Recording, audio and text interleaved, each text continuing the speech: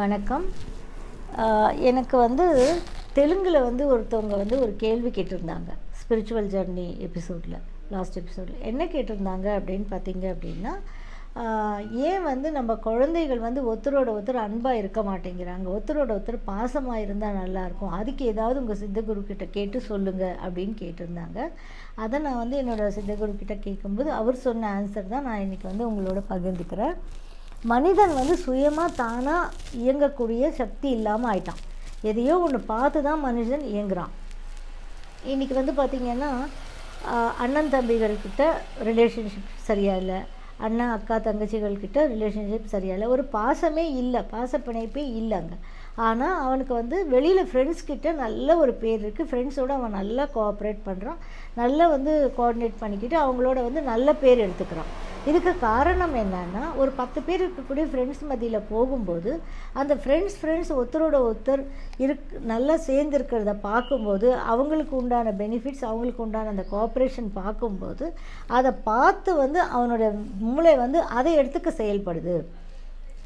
அப்படின்னா அதாவது ஃப்ரெண்ட்ஷிப்பில் சேர்ந்து இருந்தோன்னா நம்மளுக்கு இவ்வளோ பெனிஃபிட்ஸ் இருக்குது, நல்லது நடக்கும்ன்றது அவன் மூளை எடுத்துக்குது. அதே சமயத்தில் வீட்டில் அண்ணன் தம்பிகளோடு சரியாக இருக்கும்போது பெனிஃபிட்ஸ் அப்படின்றது யார் சொல்லிக் கொடுக்கணும் அப்படின்னா, அவனுடைய அப்பா அம்மா தான் சொல்லிக் கொடுக்கணும். சொல்லிக் கொடுக்குறது அப்படின்னா இங்கே வார்த்தைகளால் சொல்ல வேண்டிய அவசியம் இல்லை அப்படின்றார்.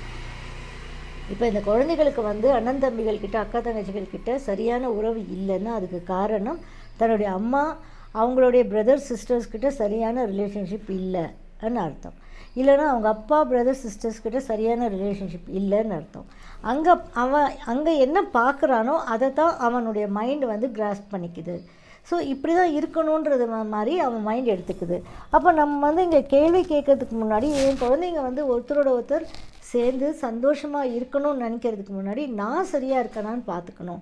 அப்போ நான் சரியாக இல்லை, ஓகே, நம்ம என்ன பண்ணணும், நம்முடைய பிரதர்ஸ் சிஸ்டர்ஸ்கிட்ட நம்ம பாண்டிங்கை முதல்ல வளர்த்துக்கும் போது அதனால் உண்டான பலத்தை அவங்க பார்க்கும்போது நம்ம குழந்தைகள் தானாகவே தன்னுடைய பிரதர்ஸ் சிஸ்டர்ஸோடு அவங்க அன்பாக இருக்க மாறிடுவாங்க, அன்பாக இருக்க பழகிடுவாங்க. இதுக்கு எக்ஸாம்பிள் சொல்கிறாரு, நிறைய எக்ஸாம்பிள் சொன்னார், நான் ஃபியூ எக்ஸாம்பிள் சொல்கிறேன். இப்போ ஒரு காக்கா முட்டை போடுது வச்சுக்கோங்க, அந்த இடத்துல தெரியாமல் ஒரு கோழி முட்டை வந்துடுது, ஒரு புறா முட்டை வந்துடுது. அதையே அந்த காக்கா கூட்டிலே வச்சு வளர்க்கும்போது இந்த காக்காவை பார்த்து தான் இந்த பிஜியனும் புறாவும் சரி, இந்த கோழியும் சரி, அதை பார்த்து அதுதான் அம்மானதாக வளர ஆரம்பிக்கும். அது ஜெனட்டிக்கல் ஃபேக்டர்ஸ் இருக்கும்போது அது வெளியில் தெரியறதுக்கே ரொம்ப காலங்கள் ஆகும், நிறைய காலம் ஆகும். அது வளர்கிறது எல்லாமே காக்காவை பார்த்து வளர்கிறதுனால அது மாதிரி தன்னுடைய கேரக்டர்ஸை மாற்றிக்க ஆரம்பிக்கும் இந்த கோழியும் புறாவுமே. இதே மாதிரி தான் எந்த ஒரு முட்டையை எது உடைச்சி அதனுடைய தாயின்றதை தாயின்ற ஸ்தானத்தை எடுத்துக்குதோ, அதை போல தான் அந்த குஞ்சுகள் பொறிக்கப்படும் போது அதனுடைய கேரக்டர் எடுத்துக்கிறது தான் இது வாழும் அப்படின்றார். அதே மாதிரி இப்போது வீட்டில் நம்முடைய அப்பா அம்மா அவங்களுடைய ரிலேஷன்ஷிப்பில் அவங்களோட பிரதர்ஸ் சிஸ்டர்ஸோடு அவங்க சண்டை போட்டிருக்காங்க, அதனால ஒரு பிட்டர் எக்ஸ்பீரியன்ஸ் வருதுன்னும் போது அவங்க அதை பற்றி பேசும்போது இந்த குழந்தைகளுக்கு தானாகவே அது பிரெயினில் பதிய ஆரம்பிக்கும்.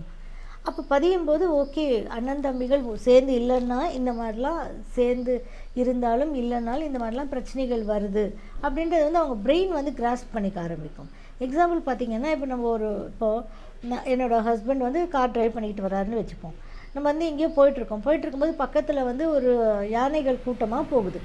அந்த யானைகள் கூட்டத்தை நான் பார்த்துருப்பேன், ஆனால் அவர் ட்ரைவ் பண்ணுறதுனால அவர் பார்க்கல. நான் வீட்டுக்கு வந்ததுக்கப்புறம் அந்த இடத்துல நம்ம ஒரு யானைகள் கூட்டம் பார்த்தோம், நீங்கள் பார்த்தீங்களான்னு சொல்லும்போது ஆமான்னு அவரால் சொல்ல முடியும். ஏன்னா அவர் பார்க்கலனா கூட அவருடைய சைட் வியூவில் போயிட்டு அது அவருடைய சப்கான்ஷியஸில் பதிஞ்சிருக்கும் அந்த இடத்துல பார்த்தது.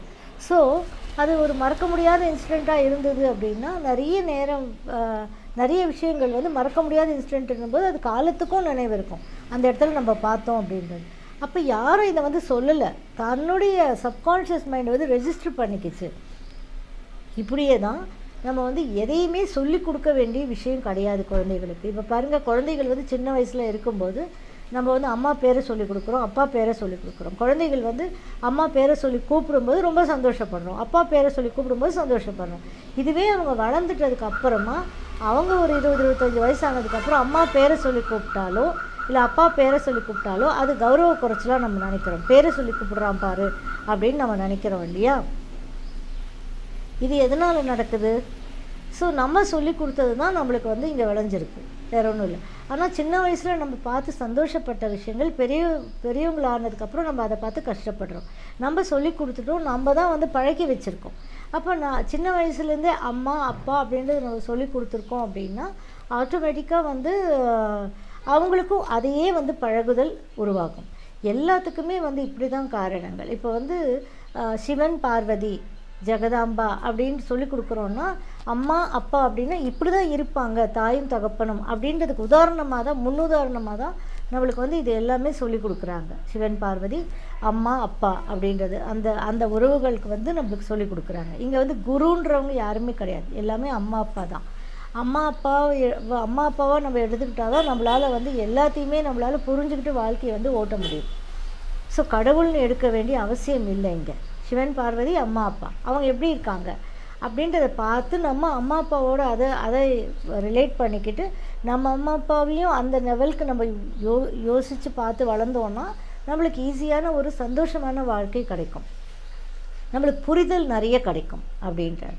அண்ட் ஆல்சோ இப்போ வந்து அந்த அந்த ஒருத்தர் கேட்டார் என்ன, அந்த கேள்விக்கு என்னென்னா பதில் பார்த்திங்கன்னா, என் குழந்தைகள் பிரதர் சிஸ்டர்ஸோடு சந்தோஷமாக இருக்கணும்னு நம்ம நினைக்கிறது தப்பு கிடையாது.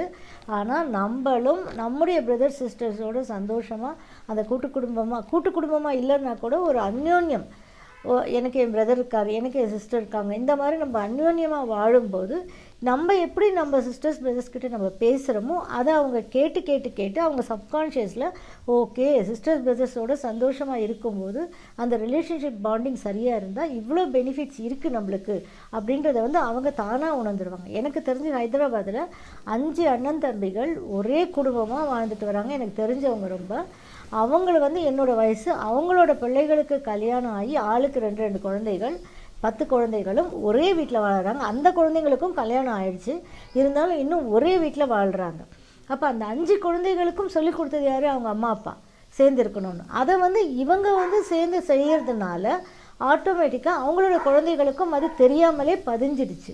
இதுதான் உண்மை. அப்போ வந்து நம்ம என்ன பண்ணணும்னா நம்ம என்னவா நம்ம குழந்தைகள் வேணும்னு நினைக்கிறோமோ அதுவாக நம்ம முதல்ல வாழ்ந்து காட்டணும் அப்படின்றாரு. ஒரு நட்புக்காகட்டும், ஒரு ஃப்ரெண்ட்ஷிப்புக்காகட்டும், வீட்டில் இருக்கக்கூடிய ரிலேஷன்ஷிப் பாண்டிங் ஆகட்டும், நம்ம எது மாதிரி வாழ்ந்து காட்டுறோமோ அது மாதிரி நம்ம குழந்தைகள் வாழ்வாங்க அப்படின்றது தான் அவர் சொன்ன இது. உங்களுக்கு இது பிடிச்சிருக்கோன்னு நினைக்கிறேன். யாருக்கெல்லாம் இது இன்ஃபர்மேஷன் யூஸ்ஃபுல்லாக இருந்ததோ கமெண்ட்டில் தெரிவிங்க. தேங்க்யூ ஃபார் வாட்சிங். இந்த வீடியோ உங்களுக்கு பிடிச்சிருந்தால் லைக் பண்ணுங்கள், ஷேர் பண்ணுங்கள், கமெண்ட் பண்ணுங்கள், சப்ஸ்கிரைப் பண்ணிக்கோங்க, பெல் ஐக்கான் ப்ரெஸ் பண்ணிக்கோங்க. ஸோ தட் நாங்கள் போடுற எந்த வீடியோவும் மிஸ் பண்ணாமல் உங்களுக்கு நோட்டிஃபிகேஷன் வரும்.